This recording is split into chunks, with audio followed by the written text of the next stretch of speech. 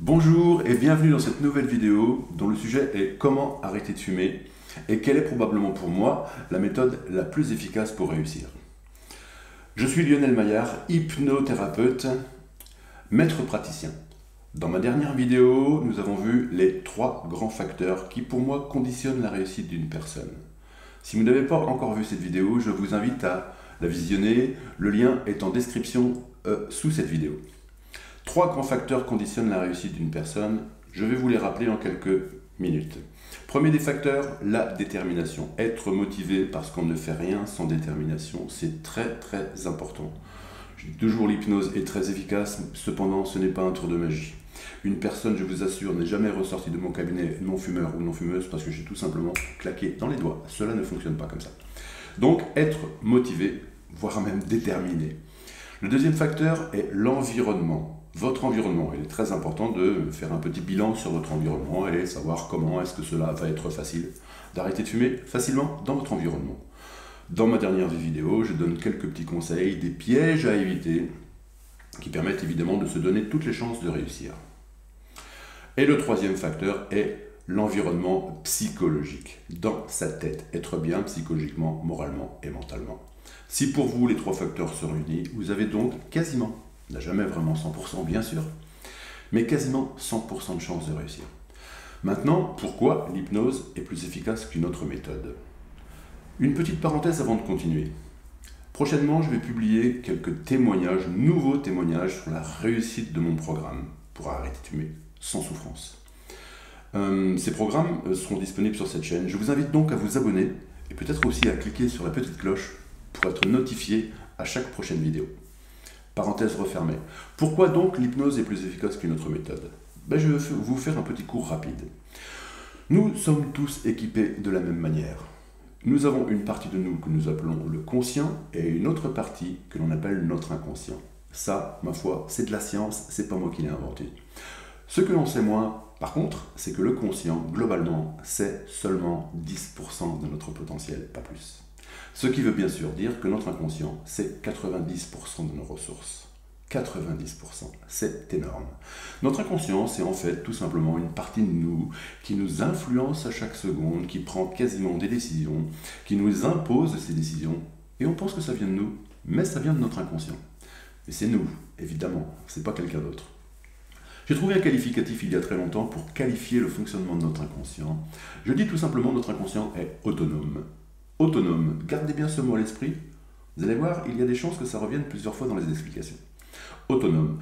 D'ailleurs, le seul véritable problème avec notre inconscient, c'est qu'en fait, c'est qu'on ne le voit pas.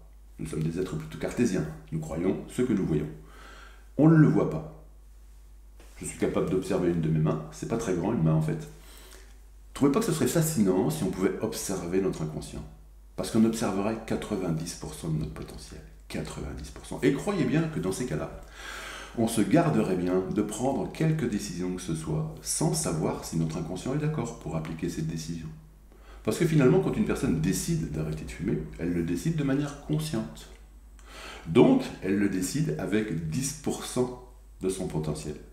Si vous décidez aujourd'hui d'arrêter de fumer, vous le décidez donc avec seulement 10% de votre potentiel. Et c'est ça le problème. Si votre inconscient est d'accord, autonome, vous n'avez besoin de personne. Mais si votre inconscient n'est pas d'accord, ça c'est un énorme problème. C'est ce qu'on appelle finalement en thérapie le conflit intérieur. Je veux arrêter de fumer, mais il y a une force en moi qui s'y oppose. Eh bien cette force en vous, c'est votre inconscient. Parce que lorsque l'on connaît tout simplement le fonctionnement de l'inconscient, eh bien on se rend compte facilement que lorsque l'on enlève quelque chose comme la cigarette, qui fonctionne parfois pour certaines personnes depuis 10 ans, 20 ans, 30 ans, la plus grande durée que j'ai connue, c'est 60 ans de tabagisme. Un monsieur dont le témoignage est sur ma page d'ailleurs, sur ma chaîne. Eh bien, quand on enlève quelque chose qui fonctionne depuis si longtemps, on enfreint en vérité les 2 grandes fonctions de notre inconscient. Et notre inconscient, je vous assure, n'est quasiment jamais d'accord. C'est ce qu'on appelle en fait le conflit intérieur. Alors le but de l'hypnose, évidemment, il est vrai, est de faire de votre inconscient un véritable allié. Si on arrive à faire ça, 90% qui s'associent au 10, 100% plus aucun conflit intérieur. Voilà pourquoi l'hypnose est plus efficace que n'importe quelle autre méthode. Alors plus de précision maintenant, conscient et inconscient. Le conscient tout d'abord c'est quoi?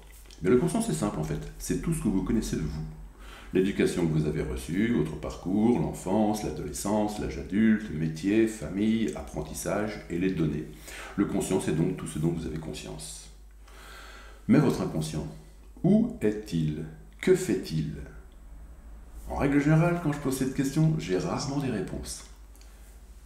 Et c'est normal, on n'apprend pas ça à l'école. Si, évidemment, dans les écoles spécialisées.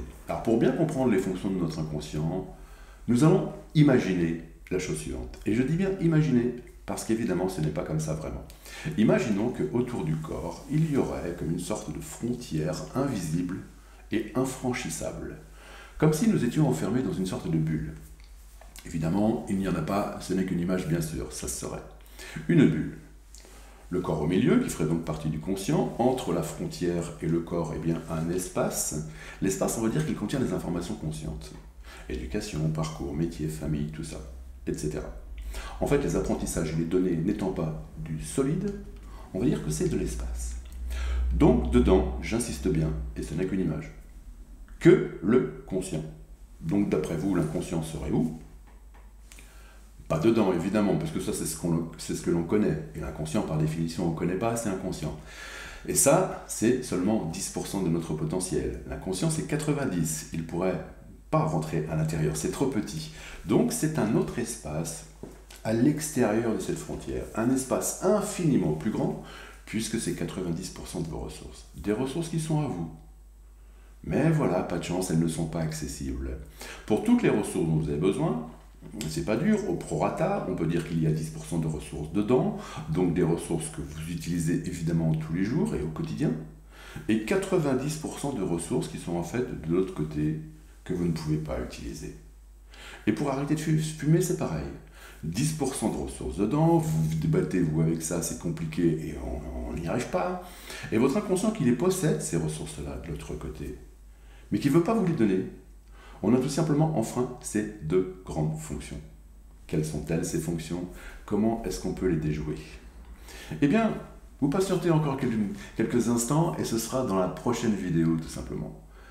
Que fait-il notre inconscient de l'autre côté de cette frontière? Quelles sont ces fonctions importantes qui font que sans notre inconscient, il serait bien impossible de vivre, bien impossible de mettre un pied devant l'autre? Et pourquoi?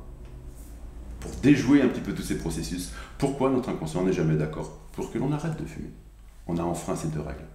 Dans la prochaine vidéo, je vous invite bien sûr à vous abonner à cette chaîne pour ne rien manquer de cette prochaine vidéo. Cliquez sur la petite cloche évidemment pour ne rien manquer. À très bientôt.